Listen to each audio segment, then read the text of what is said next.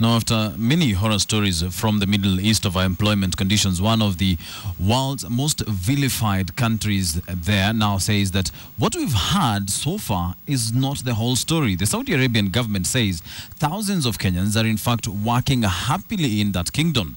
So, just where do all these horror stories come from? Sharon Momanyi has more from the country's National Day celebrations held here in Nairobi. It was a cordial mood as government and private sector leaders as well as diplomats gathered at the Saudi Arabian embassy in Nairobi to celebrate the 84th National Day. A stark contrast from images like this. The stories of misery from that country from distressed workers.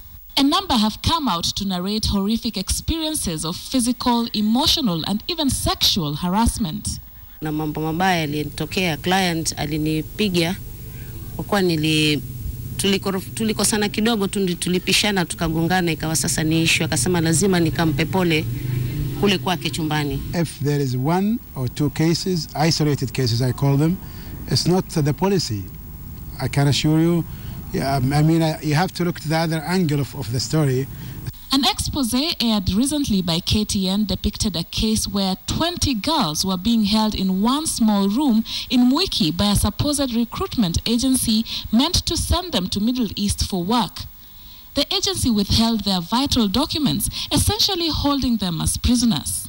The problem we are facing until now is there are so many illegal briefcase, labor agency groups, and Kenyans don't want to address. And the Kenya Association of Private Employment Agencies is now warning of a rising number of what they call fake agencies. They say Kenyans can ensure legitimacy of an agency through their documentation. Other than the basic registration requirements in the country, agencies operating overseas must have joint stock company registration, which would have an official seal of the Ministry of Commerce in Saudi Arabia. Unified employment contract, which should have the agency registration number, as well as a code of conduct. Wengi wao wanasajili watu barabarani, wengi wao wanasajili watu kwenye mahoteli, wengi wao wanafanya biashara kiholela hata kwa maduka za kuuza nguo. There was no concrete government to government document policy on labor between our country and Saudi Arabia. And now through the Ministry of Labor, Ministry of Foreign Affairs, Ministry of Education, and Ministry of Interior, they have developed a policy document that will give guidelines on how Kenyans working in Saudi Arabia, how they will go there, and how they will be treated. Dwale says that the policy document guiding all international recruitment will be ready by November for debate in Parliament.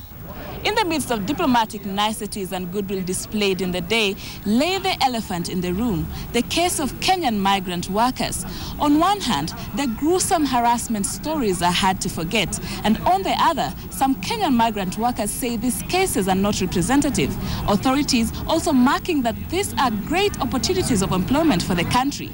Will the guiding documents be a solution for the Kenyan and Arabian ties?